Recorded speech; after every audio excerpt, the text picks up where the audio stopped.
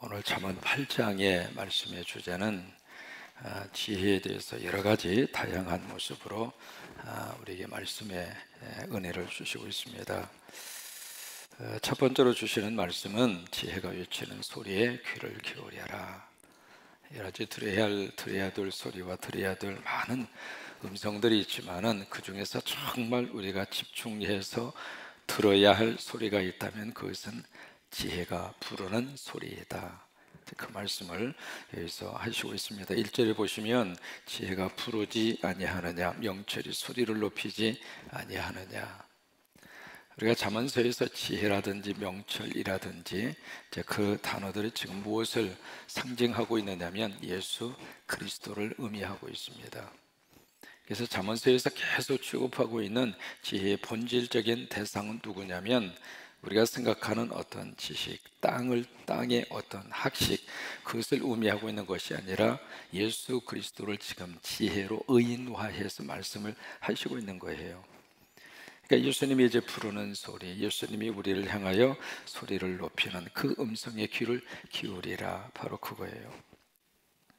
그러면서 6절에 보시면은 너희는 들을지어다, 그렇게 명령형으로 말씀을 하시고 있거든요. 내가 가장 선한 것을 말하리라, 내 입술을 열어 정직을 내리라.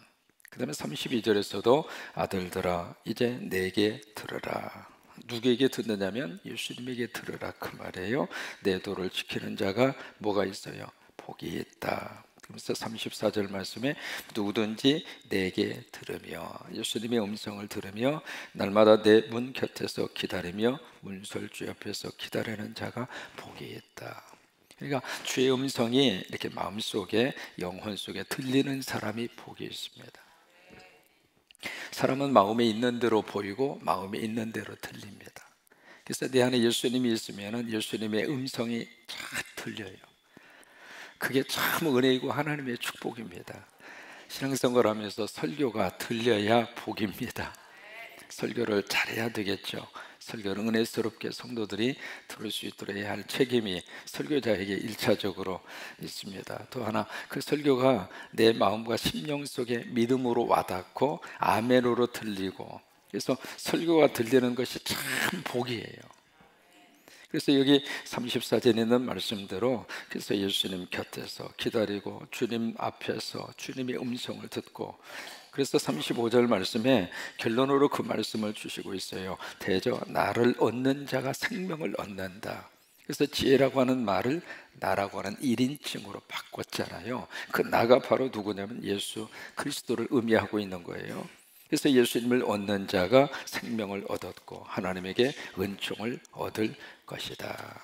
그래서 요한일서 5장에 보시면 5장 11절에 아들이 있는 자에게는 생명이 있고 아들이 없는 자에게는 생명이 없느니라. 그 아들이 바로 누구냐면 아들, 딸 그것을 말하는 것이 아니라 하나님의 아들. 그러니까 하나님의 아들을 마음속에 모시고 사는 사람은, 하나님의 아들을 믿은 사람은 생명이 있어요. 육신적으로 보면 돌아가셨죠. 육신적으로 보면은 싸늘한 시신을 앞에 놓고 장례식을 치루어요. 근데 영적으로 보면은 돌아가신 상태로 우리는 끝나지 않습니다. 그 안에 예수의 생명이 있습니다. 예수의 생명이 있어서 하나님의 천국으로 가고 다시 부활하게 되고, 그래서 죽음의 절망 속에서도 위로가 되는 거예요. 그러면서 여기에 두 번째로 지혜에 대해서 두 번째 외치는 말씀이 있습니다. 그것은 바로 뭐냐면 지혜를 주소 삼아라. 여기 주소를 삼아라, 그 이야기는 지혜와 함께 살아라, 그 말이에요. 여기 12절의 말씀이죠. 12절 보시면 나 지혜는 명철로 주소를 삼으며 지식과 근신을 찾아 얻나니. 그래서 주소를 삼아라, 그러니까 지혜와 함께 동거 동락해라, 그 말. 우리 믿는 사람의 삶의 근거는 다른 것에 있는 것이 아니라 말씀 속에 있습니다. 말씀이 우리 인생의 근거가 되는 거예요. 그래서 그 말씀 위에 세워진 집을 반석 위에 세웠다, 그렇게 말씀하잖아요. 그 반석 위에 세운 집은 살면서 이런 일 저런 일 많이 겪을 수가 있어도 뿌리채 흔들리거나 뽑히지 않습니다. 그러니까 여기에 그 말씀을 주소로 삼고 거기다 삶의 근거를 두고 삼아라, 그러면서 12절의 말씀을 우리에게 해 주시고 있습니다. 그리고 세 번째로 지혜를 찾으라, 그렇게 말씀을 하세요. 그게 바로 17절입니다. 17절 보시면 나를 사랑하는 자들이, 그래서 지혜를 또 나라고 하는 1인칭으로 그렇게 바꿨잖아요. 나를 사랑하는 자들이 나의 사랑을 입으며 나를 간절히 찾는 자가 나를 만날 것이다. 여기 그 간절이라고 하는 단어가 나오는데, 그 간절이라고 하는 단어 속에 어떤 의미가 있느냐면 새벽이라고 하는 의미가 간절이라고 하는 단어 속에 그 단어가 포함이 되어 있어요. 우리가 새벽 예배 드리는 것은 말 그대로 간절해야 새벽 예배를 드립니다. 간절하지 않으면 새벽에 영성을 계속 가지고 간다는 것이 어려워요. 근데 기도 제목이 간절하거나 하나님의 은혜가 간절하거나 하루의 삶을 예배로 드려야 되겠다고 하는 그 믿음이 간절하거나 하나님을 만나고 싶은 것이 간절하거나 그 간절함이 있을 때 새벽 기도를 하는 거예요. 나는 우리 수정이 가희가 이렇게 와서 새벽 기도 벌써 몇 년째예요. 조금 하다가 끝날 줄로 알았어요. 와, 그런데 우리 수정이 가희 이렇게 털 와서 새벽 기도하고, 지난번에는 내 방에 들어왔는데 잠언서를 영어로 다 써가지고 왔어. 그래서 야, 우리 아직 강의도 안 끝났는데 벌써 다 끝났니? 그랬더니 벌써 31장까지 영어로 썼는데, 영어 쓴 것이 그냥 어떻게 흘려 쓴 것이 아니라 잘 썼어요. 나보다도 잘 썼어요. 그 이제 지금 두 번째 쓴 겁니다. 새벽에 영성의 자리에 참여한다는 자체가 그 속에 간절함이 있는 거예요. 그러니까 여기 17절의 말씀대로 나를 간절히 찾는 자가 하나님을 만나게 될 것이라. 인생은 하나님을 만나면 역사가 나타나는 거예요. 우리가 좋은 선생님만 만나도 학생들이 미래의 꿈을 갖잖아요. 그런 것처럼 우리가 하나님을 만나면 하나님의 역사와 능력이 있는데, 18절이 바로 그것입니다. 부귀가 내게 있고 창고한 재물과 공의도 그러하니라. 그게 하나님의 손에 다 있다, 그 말이에요. 부귀도 재물도 공의도 하나님의 손에 있는데, 그 하나님을 간절히 찾는 자에게 하나님이 그 복을 주신다는 거예요. 사람이 살면서 가장 중요한 거 한 가지를 꼽으라고 하면 첫째로 꼽을 수 있는 것이 바로 뭐냐면 사랑이에요. 사람은 사랑을 먹어야 살아요. 밥만 먹고 살 수 있는 존재가 아닙니다. 그냥 배만 부르면 모든 것이 만족하고 모든 것이 흡족한 그런 상태로 살 수 있도록 하나님이 만들지를 않았어요. 그래서 우리가 절대적으로 필요한 요소는 사랑이에요. 사랑받아야 사람이 살맛이 나고, 사랑받아야 내일에 대해서 희망을 가지고 살고, 사랑받아야 건강해요. 그래서 우리는 두 가지 사랑을 받아야 삽니다. 첫째로 하나님의 사랑을 받아야 돼요. 또 하나, 두 번째로 이웃의 사랑을 또 받아야 살아요. 부모의 사랑도 받아야 살고, 아내와 남편의 사랑. 그래서 부부지간에 서로 사랑을 주고 서로 사랑을 받고 그렇게 하라고 우리를 만나게 하신 거예요. 맨날 싸우라고 만난 것이 아니라 어떻게 쓰든지 상대를 좀 지켜 세워주고 상대를 행복하게 해주고, 쫙 안 되면 거기서 재롱을 떨어 갖고 뭐 그렇게 해서라도, 그래서 서로 사랑을 주고 서로 사랑을 받도록 우리가 성광이 재단에서 한 가족으로 하나님이 만나게 하신 것도 다 사랑을 주고 사랑을 받으라고. 자, 이 시간 서로 한번 축복하셨으면 좋겠어요. 언니 사랑해요. 여자분들이 많아서 언니라고 그런 거예요. 남자한테 언니 그러면 이상하죠.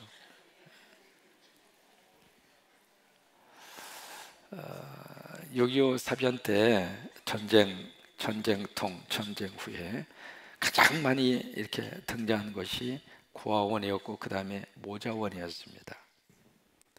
모자원은 이제 남편이 세상을 앞서가고, 그리고 그 상태에서 엄마하고 자녀만 남았을 때 그들을 이렇게 집단적으로 생활할 수 있도록 모자원이라고 하는 것을 많이 꾸렸어요. 또 하나 이제 고아원은 이제 부모님이 없는 그런 아이들이잖아요. 근데 이게 모자원하고 고아원을 보면서 어떤 것을 느꼈느냐면, 거의 이 물자가 거의 거의 비슷하게 공급이 됐거든요. 고아원도 그러고 모자원도 그러고 거의 다 비슷하게 정부에서 그리고 외부에서 온 물자를 많이 거의 다가 공급을 해서 이렇게 풍족하게 생활할 수 있도록, 뭐 풍족한 건 아니죠. 그래도 그런 대로 먹고 살 수 있도록 이렇게 공급을 해 주었는데, 이게 비교를 해보니까 고아원에 있는 아이들의 사망률이 현격하게 높은 거예요. 그 대신에 모자원에 있는 아이들의 사망률은 낮은 거예요. 그 차이가 어디가 있을까? 환경에 있었던 게 아니에요. 먹는 것이 이쪽은 풍족하고 이쪽은 부족하고 거기에 있었던 게 아니에요. 차이는 딱 하나입니다. 모자원에는 엄마의 사랑이 있었어요. 엄마의 사랑이 있었고 고아원에서는 엄마의 사랑, 아빠의 사랑을 받을 수 있는 기회가 없어진 거예요. 그러니까 사람은 무엇으로 사는가 여러 가지 많은 이야기를 하지만 결과적으로 우리는 사랑받아야 살아요. 근데 그 사랑 가운데 가장 큰 사랑이 바로 무엇일까? 하나님의 사랑입니다. 이게 하나님이 나를 사랑한다는 그 사랑의 확신과 믿음이 우리 속에 딱 있으면 사람은 버티고 살 수 있어요. 어떤 일이 있어도.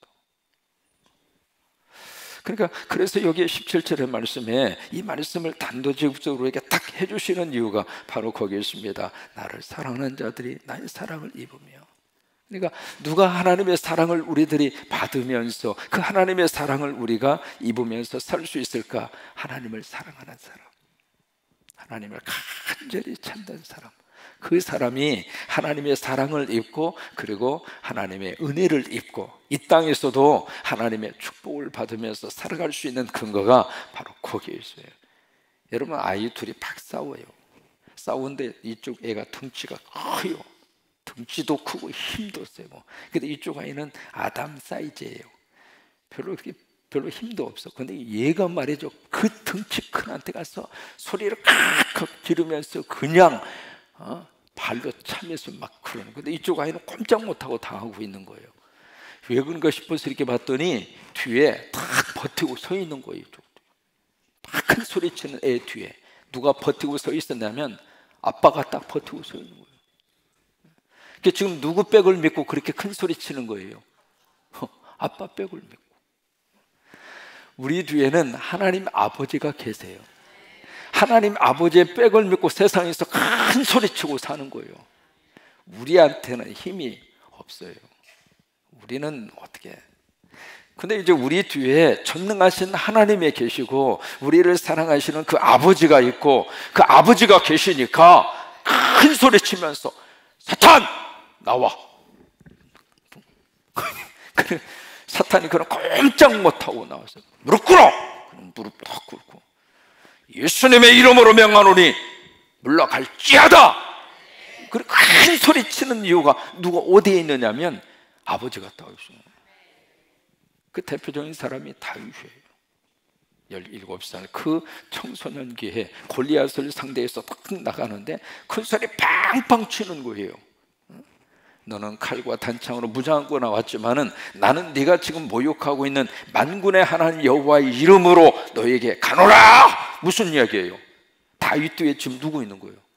아버지가 있는 거예요. 아버지가 있으니까 큰 소리 치면서 다윗을 상대를 하잖아요. 그런 것처럼 우리는 우리를 사랑해 주시는 아버지가 우리의 곁에 딱 있는 거예요. 그 아버지 의지하고 절대로 기죽어 살지 말고 절대로 주눅들어 살지 말고 절대로 입을 이만큼 내놓고 살지 말고 그저 아버지 생각하고 아버지의 사랑을 믿으면서 그저 감사하고 그저 고맙고 그저 사랑하고 그저 행복하게 그렇게 오늘 하루를 사시게 되기를 주의 이름으로 축원합니다. 저녁 무렵에 해가 으쓱하게 지고 있는데 한 남자가 막 헐레벌떡거리면서 약국에 딱 긴급하게 문을 열고 딱 들어와서 그 하시는 말씀이 약사님 이 딸꾹질 어떻게 하면 뭐 줄 수 있어요? 딸꾹질 먹게 하는 약을 주세요. 그러니까 약사가 알았다고 그래서 이렇게 약을 이렇게 조제하기 위해서 들어가는 척 하더니 갑자기 그 남자 뺨을 후들게 패는 거예요. 딱 하고 때리면서 하는 말이 희죽희죽 웃으면서 이제는 괜찮죠? 딸꾹질 뭐 드셨죠? 그러니까 남자가 갑자기 갑자기 얻어 터졌잖아요. 딱 머리 이게 얻어 터진 아프니까 막 그 감싸면서 하는 말이 저 말고 우리 마누라요.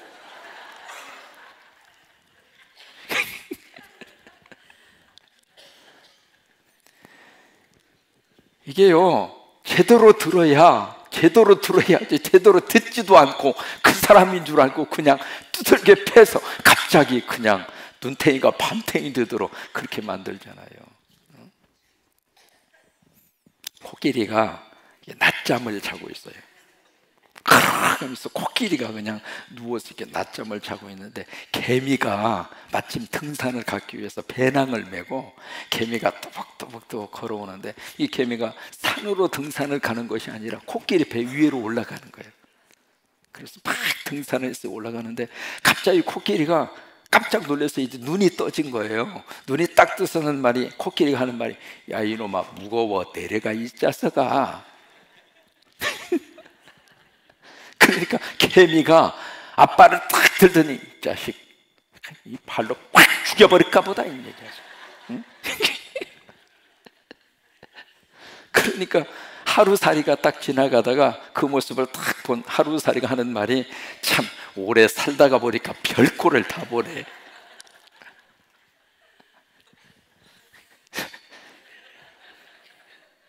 세상 요지경입니다. 세상 요지경이에요. 여러분, 우리 뒤에는 누가 계시는가? 아버지가 계세요. 우리 자녀 뒤에 누가 있는가? 우리가 있는 것이 아니라 아버지가 계세요. 그러니까 아버지가 있으면은 다 살아갈 수 있어요. 오늘 17절의 말씀 다시 한번 고백하실까요? 나를 사랑하는 자들이 나의 사랑을 입으며 나를 간절히 찾는 자가 나를 만날 것이다. 그래요. 새벽의 영성을 가지고 간절히 찾아 나올 때마다 하나님이 만나 주셔서 하나님의 은혜가 넘치게 되기를 주의 이름으로 축원합니다.